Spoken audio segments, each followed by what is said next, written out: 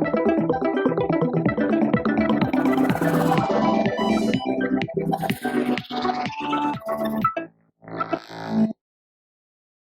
everyone, welcome to this session for Oracle Transaction Manager for Microservices. We are going to provide an overview.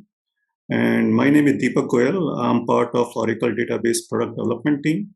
Along with me, I have Todd Little, who is architect for this product, and Brijesh Dev, who is leading the development for the product.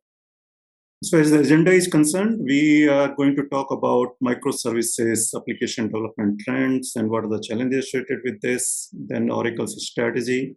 Todd is going to go over the architecture of this product, what functionality, features that we are providing, and Brijesh has a demo to show this product in action.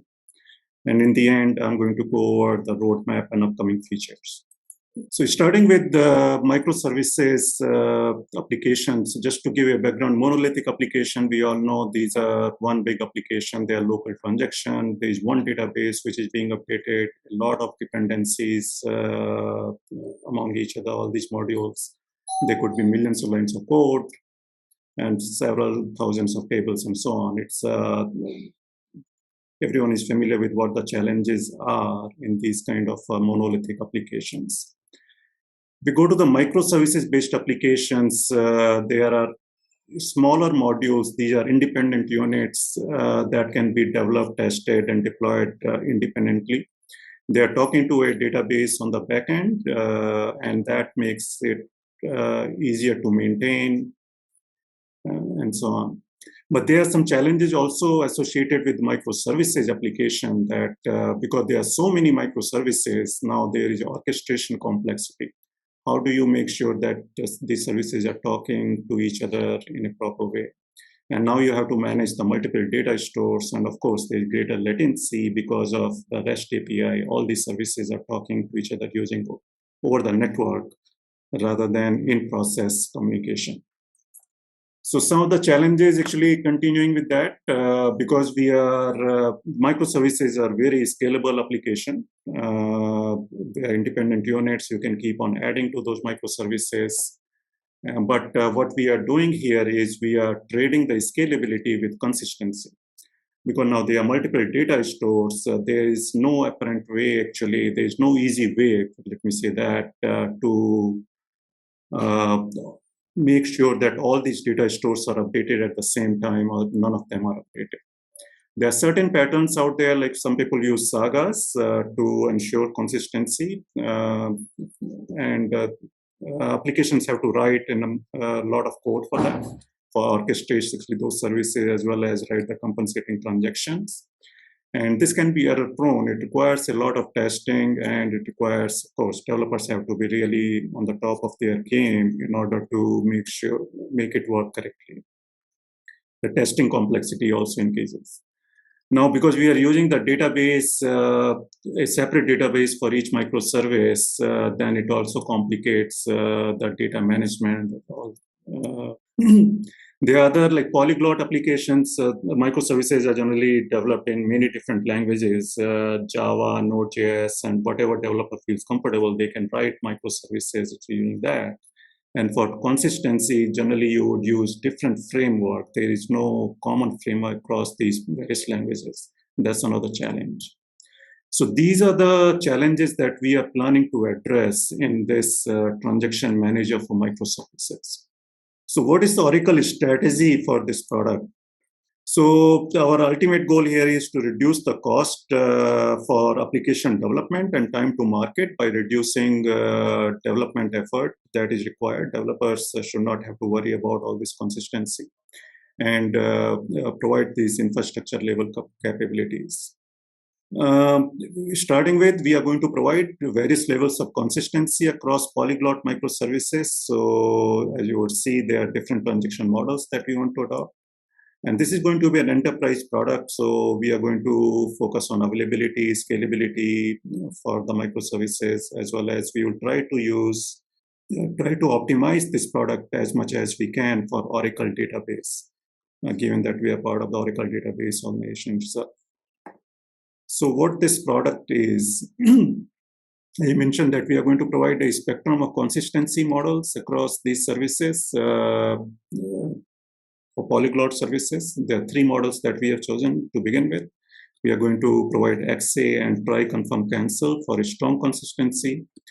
And we are still going to support the Saga orchestration by supporting Eclipse microprofile long-running actions. This is going to be an enterprise product, as I mentioned before, so it's going to be highly available solution. We are going to make it, it's going to scale, so you should be able to do thousands of transactions per second in your architecture and so on. Security integration is going to be out of the box, monitoring, management, administration, all those capabilities will be available. Initially, we are planning to release this product for on-premise deployment. In future, we might provide this as a managed cloud service as well, or in hybrid mode.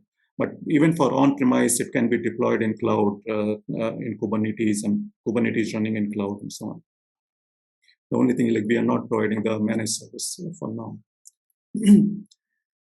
It's optimized for Oracle database. There are a number of XA optimization that we are planning to implement, and we are going to talk about those in a moment. It's going to support various languages. It's a like polyglot service. That's one of our objective here. So Java, Node.js, C++ using Tuxedo. These would be supported in the initial release, and then in the future, we are planning to support Golang and Python. So what the product architecture looks like overall, all the yellow boxes here is something that this product would provide, and the green is the application. So the core of this product is going to be this transaction coordinator, which is going to support all these 3 transaction models, XA, LRA, and TCC. And then there is going to be a library for each of these transaction model that has to be linked with application. So TMM lib for Java, Node.js, Java, and for Tuxedo, it's going to be part of GWWS. That's the SALT gateway, the REST API gateway. One other thing that we are supporting in this is interaction or interoperability with the database resident services. So one should be able to call the database resident service like the PL/SQL stored procedure in the same XA global transaction as you are calling the Node.js or Java microservice.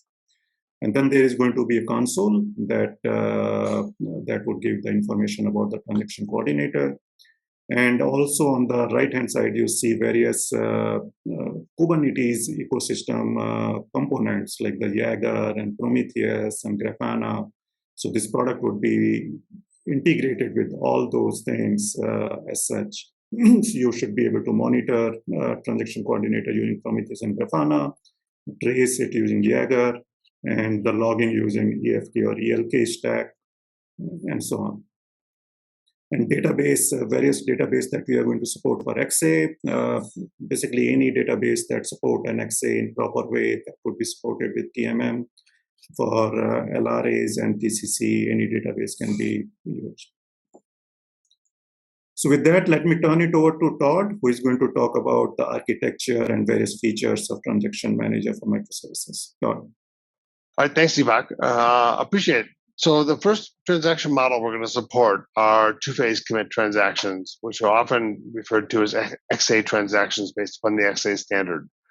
So in this case here, transactions are providing ACID capabilities. So that means the transactions are atomic, they have consistency, they're isolated, and they're durable.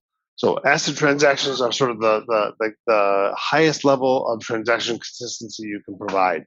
So these are largely transparent to the application. So the application simply says, I want to start a distributed transaction, a 2-phase commit transaction. It does some interactions with the local resource manager. It calls other services to interact with other resource managers, such as databases. And all those then are coordinated as part of a single global transaction. So they either all commit or they all roll back.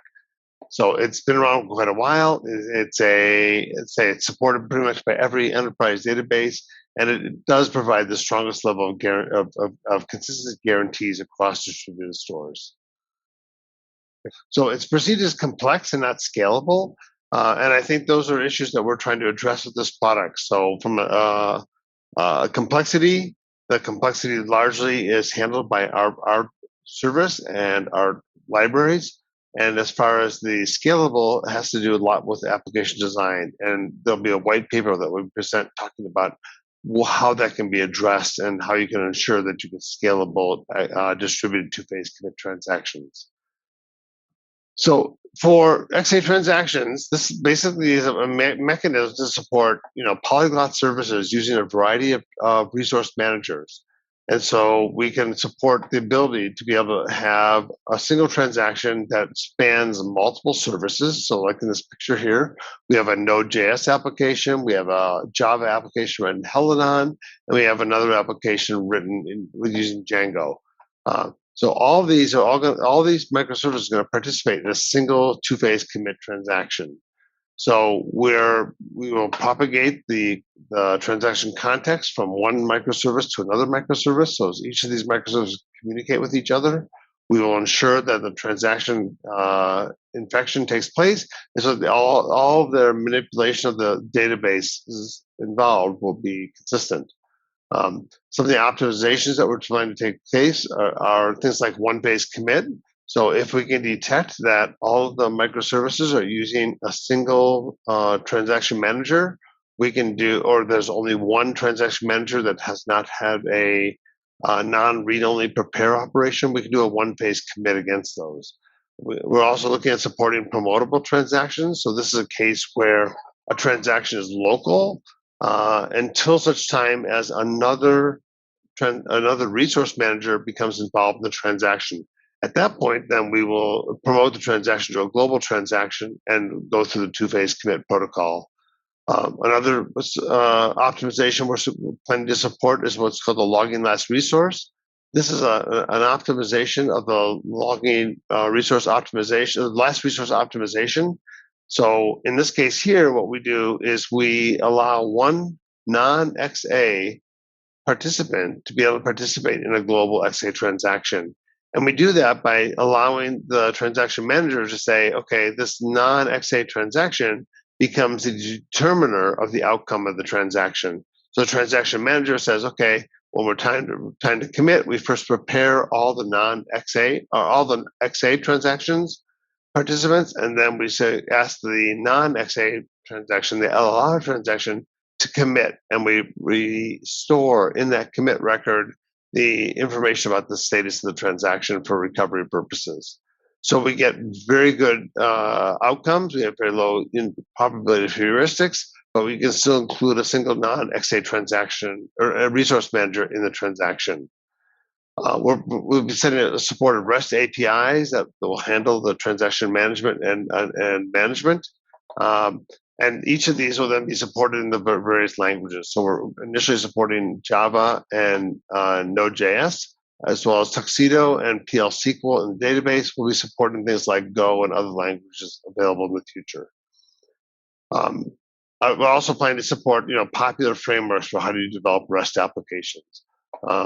So our goal is to support pretty much any XA compliant resource manager, and as well as we'll have some additional optimizations that we'll be making for Oracle database. So one of the things we're providing as part of this library, and what we're doing to help simplify the application development, is we're providing interceptors. So interceptors in the JAX-RS environment, these are basically filters. So we allow the ability to intercept outgoing calls. We allow the ability to intercept the responses from those calls. We allow the ability to respond to and alter things like headers and the content for requests to a specific service. So if we look at this, we have a client here, makes a service call. We have interceptors here that we call inbound interceptors. Those can perform a variety of functions for us. They may propagate transaction context. They may allow us to do such things as calling back to perform operations such as on the local resource manager. So by using interceptors, we make most of this transparent to the Oracle app, the customer's application. One particular use case that we have for these interceptors is what we're calling the resource manager proxy. So in the normal case for two-phase commit transactions or with an XA transaction manager, the initiator calls the application code invokes the resource manager. The initiator also, though, invokes things on the transaction manager, and then the transaction manager communicates directly with the resource manager. The problems with this is that you have to have RM-specific libraries for each RM that you want to invoke. You have to have a connection to each of those RMs. You have to have credentials for each of those RMs. So what we're implementing in the Oracle Transaction Manager for microservices is a proxy mechanism. And in this case here, the application itself provides a proxy to be able to access the resource manager. So the initiator simply calls the application code.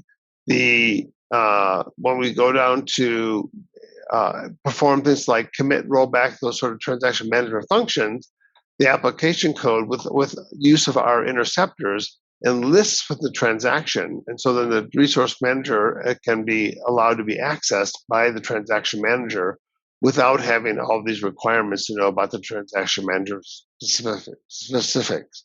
So this gives us a way to be able to essentially support any resource manager given a library on the application participant side.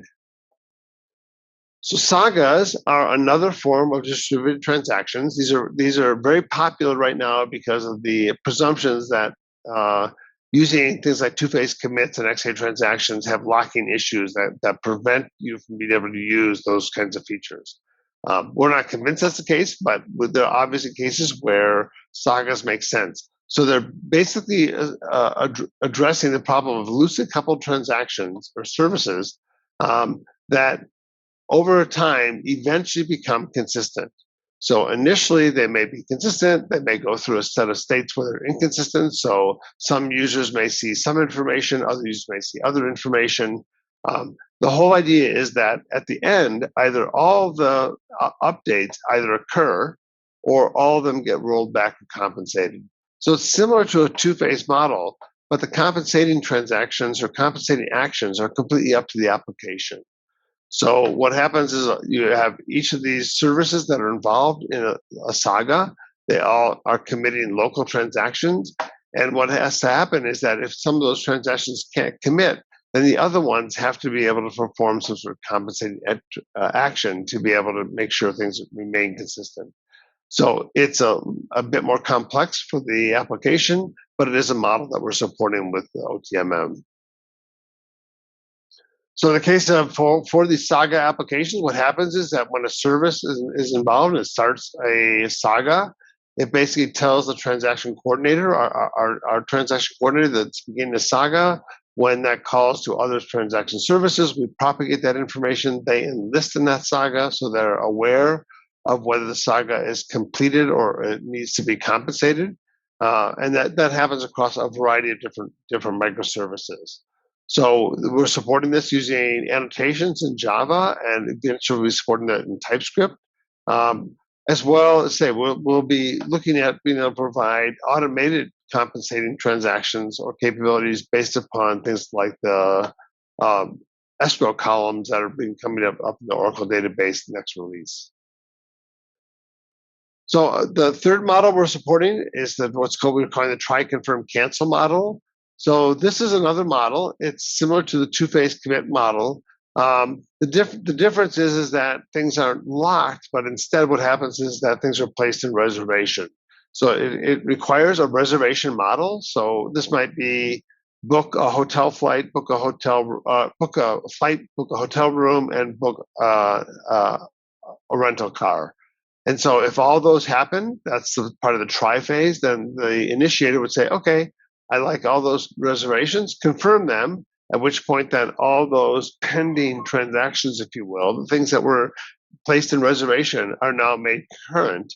And should the initiator say, oh, no, I don't want those transactions, simply cancel those, at which point then the transaction coordinator would tell all the participants to cancel the reservations that were made. So this is a very capable model, but it does require this notion that things are placed in a reservation mode, and that the transaction coordinator can either confirm those reservations or cancel those reservations. And this is all done through HTTP verbs, so it's a pretty common model. So as I mentioned here, so in the case of, you have a number of different services here. The services, when they're called, each one so if we have service A on the left here, and it calls another service, then we'll propagate the transaction context. We'll have that other service enlist itself in the transaction, notifying the transaction coordinator that it wants to be aware of whether they should confirm or cancel the transaction. And same likewise for any other services that are involved. So this is basically a orchestration mechanism. So the coordinator here is orchestrating the confirm or the cancel of all the participants in the transaction. We're also planning to support in our first release here for the ability to be able to support Oracle database, what we call Oracle database resident applications. So these are PL SQL procedures that are typically made accessible via ORDS, the Oracle REST Data Services. And as well, then Apex provides the ability to be able to make outgoing REST calls to other transaction services or other microservices. So we will support PL SQL-based, ORDS-based applications in the same way we support them for Java and for TypeScript, such that an ORDS application can invoke other microservices. Those microservices can participate as part of a global transaction, and we will coordinate all of that. So likewise, we'll be looking to support this for Sagas and for other models as well, but initially what we're supporting is going to be XA and the try, confirm, cancel. Finally, one of the things we're planning to support here is because the team here comes from the Oracle Tuxedo team. So we are planning to support Oracle Tuxedo applications as part of a microservice global transaction. So the model here is basically that in Tuxedo, everything's a service.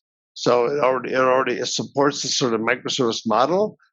Tuxedo is extremely low latency. We tested practically a decade ago transaction invocations taking about under 30 microseconds for request response pair.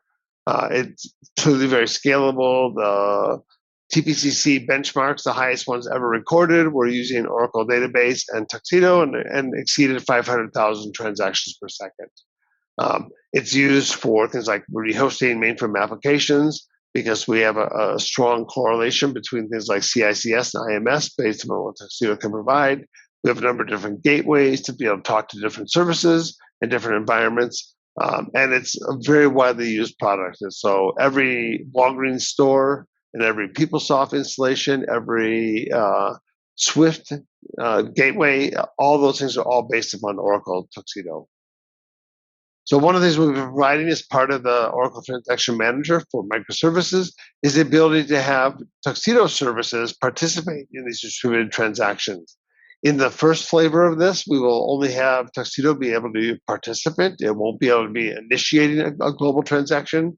So another microservice would start the global transaction. It may call Tuxedo's microservice through the SALT Web Services Gateway, and then that particular Tuxedo transaction then would become part of the overall global transaction.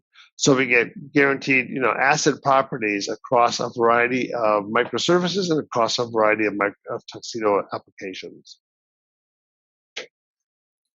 Yeah, thanks, Todd. Yeah, the next item is the demo for this transaction manager to see this functionality in action.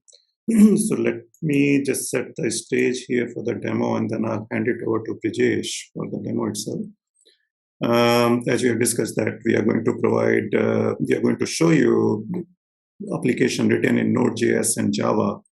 Here the client application is initiating the transaction is written in Node.js, and then there are two participant microservices. Both are written in Java. One is running in Helidon framework, another running in Spring framework. So here the client written in Node.js initiate the transaction. It calls the Helidon service to withdraw money, and then the Spring service to deposit it. So with that, let me hand it over to Brijesh. I'll stop sharing, and then Brijesh, you can share. Thanks, Deepak. I'll start sharing now. In this demo, I'm going to show how our TMM offering can be used to build a solution that uses XA transaction. So for this demo, let's assume there is an accounts department in a large organization. that is responsible for transferring amounts between different departments by creating an exit transaction. And for that, it uses the transaction coordinator. And within the exit transaction, all the asset properties of a transaction are honored. So all the actions, whether the withdraw or deposit, will either completely succeed or be rolled back. So that is what we're going to see in this demo. And the TMM offering has two main components, that is the transaction coordinator and the TMM library. The transaction coordinator maintains the state of the distributed transaction by coordinating the transaction events between the different participants. And the TMM library provides the means for communication between the transaction participants and the transaction coordinator through REST APIs.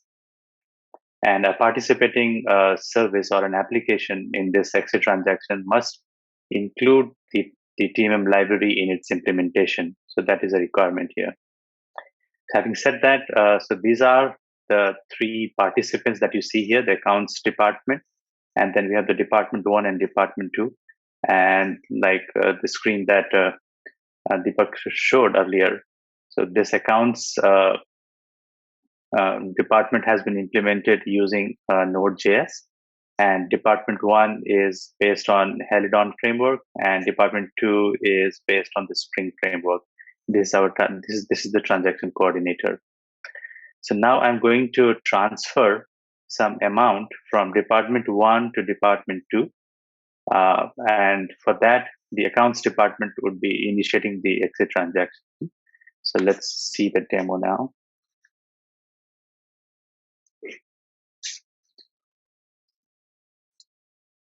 Yeah.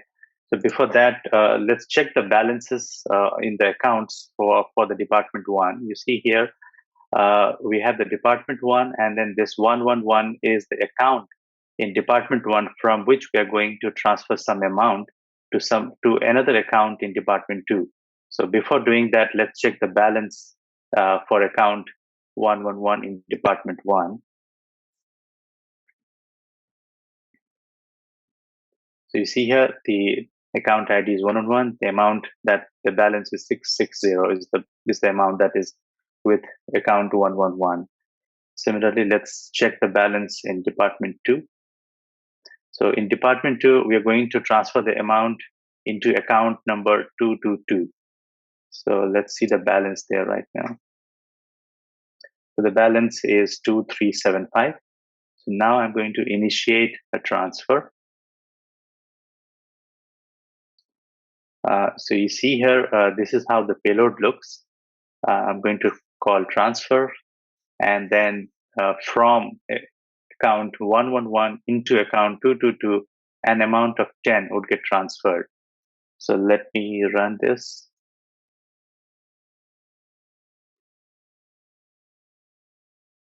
So the transfer is completed.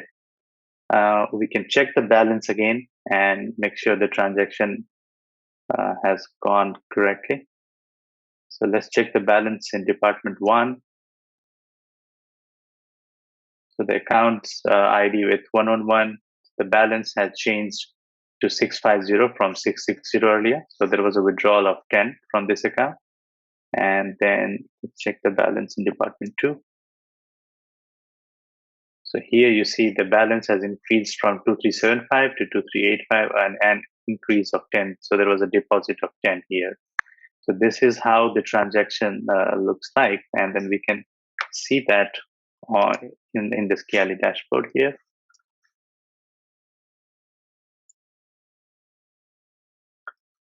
So I'm going to explain the events that have taken place here. So this is how the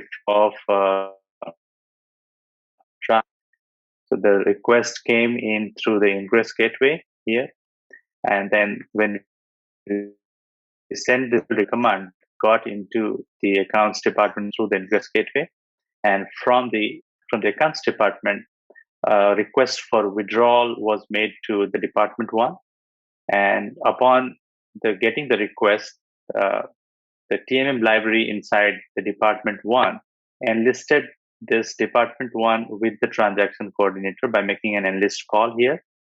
Similarly, a deposit request was sent from accounts department to the department 2, and then the TMM library enlisted department 2 with the transaction coordinator. Then once both withdrawal and deposit were successful, then the accounts department sent a commit request to the transaction coordinator, and then the transaction coordinator made a prepare and commit calls into department 1 and department 2 to commit the transactions on both these departments, and that overall that basically completed this transaction.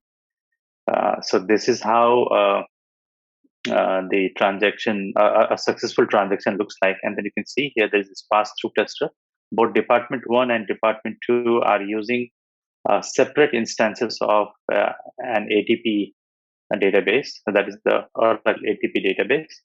And so this is what it shows here. This is the connection that is being shown from department 2 into the database, which is not within this cluster. So the database is an ATP instance which is running in OCI, the Oracle Cloud. And here what we are seeing is all these the services that are deployed within this service mesh in the Kubernetes cluster. So now we saw how a successful transaction looks like. So I would also like to show you a rollback use case here. So now you see here, we'll try to, so for the rollback, we'll try to deposit some amount into an account that does not exist. So we saw here the department 2 has 222 as the valid account. So let's see another account here. Let's say 666. So 666 is not a valid account. So basically, this account does not exist. So that's why you see this error here. So this HTTP, you can see the 404, this account was not found. So then we'll try to deposit into this account and then see what happens here.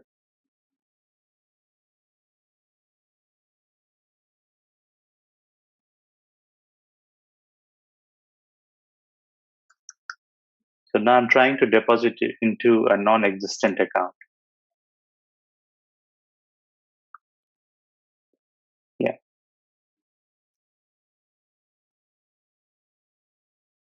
So there was a deposit exception that you see. So the deposit failed, and then the transaction got rolled back. And that we can so the balances should not have changed in the case of department 1 and in the case of department 1 here, because department 2 is anyways non-existent account. So you see here the balance has not changed. The balance is still 650, and this can be visualized again on the carry dashboard. So you see here, we made a withdraw call from the accounts department to department 1. So the withdrawal was successful, but the deposit call made to department 2 failed because the account was non-existent in department 2, and that triggered the failure from here. So the department 2 fails by the accounts department called a rollback on the TMM coordinator here, which the transaction coordinator then called the rollback on department 1, and then what had happened got rolled back, and then the balance did not change in department 1 as well. So this is how it looks in the case of a rollback transaction, which failed because of either the withdrawal failed or the deposit failed, and then the point of failure or the path of failure is also visible here in red that you see. So this is all that I have for the demo. Okay, thanks a lot, Vijesh. The next item is the roadmap and upcoming features. So this is just to tell you where we are in the product lifecycle. We released a beta version of the product in February of this year. This number of participants, customers, and partners are working with the product already. And here is the list of features that we have released in the beta version. So we support all 3 transaction models in this beta. We support Java, Node.js, C++ via Tuxedo, and PLSQL via Oracle database. So application services can be written in any of these languages. The product is deployed in the Kubernetes environment along with a service mesh. And service mesh that we support here is Istio and Envoy-based service mesh. So that's a prerequisite for the product deployment. Full lifecycle management is using the Helm chart in the beta version. It's fully integrated with the Kubernetes ecosystem, so the Prometheus, Grafana, ELK, FK, and so on. All those components can be used to monitor the product as well as the transactions. Services can be deployed across multiple Kubernetes clusters. You can have all the services in the same cluster as well as across different clusters as well. We support OpenID, JWT-based authentication and authorization for secure deployment. Some of the environments that we support are OKE as well as Minikube and OKD, which is the development environment for OpenShift. As far as the RM for XA support is concerned, we support Oracle database and MySQL. We are working on others for the GA release. For identity provider, we support Microsoft AD and identity domains in Oracle Cloud if you are using OKE in Oracle Cloud, and Keycloak, which is an open source identity provider that is supported as well.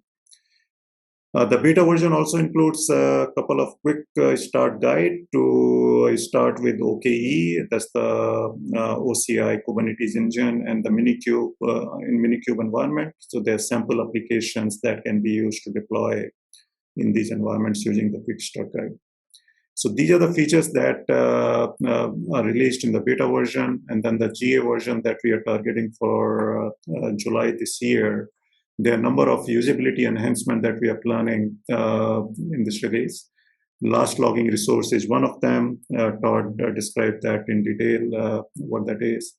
Then other also application development related enhancement, XA data source. When you're developing the Java XA microservice, so make it easier to develop that. Nested transaction. So within an LRA, you should be able to have an XA embedded, nested rather, XA transaction nested. And the performance enhancement, the common XID. So we don't have to do two-phase commit. We can just do one-phase commit if all the participant microservices are talking to the same RM. So that's one of the optimization with Oracle database, as well as others. And then TMM console, that's going to be part of the GA release. We are going to certify the Oracle Linux container native environment in GA release, and maybe some other Kubernetes environment like VMware, Tanzu, so on. And we are also exploring possibility of including TMM as part of the Verrazano enterprise container platform that was released last year. So these are some of the features which we are targeting for the GA release, and then beyond GA also we have a number of things in the pipeline. So we are already started working on this Kubernetes operator for TMM, and then support for other programming languages like Python and Golang. Then provide the TMM as a service in OCI. So this is going to be a managed service in Oracle Cloud. Tuxedo, we support interoperability for inbound. So when we are calling into Tuxedo and invoking a service within an XA transaction, that is supported, that will be supported as part of GA.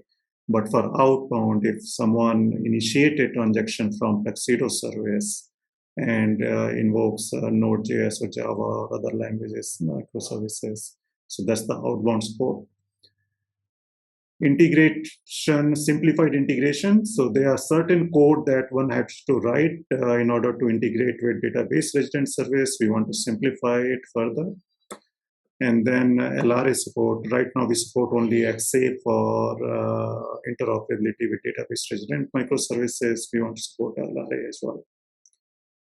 So these are the features that we are looking at beyond GA, beyond the first release of the product. So that is pretty much it. If you have any question, we can take that, and you can also reach out to the Oracle team and so on.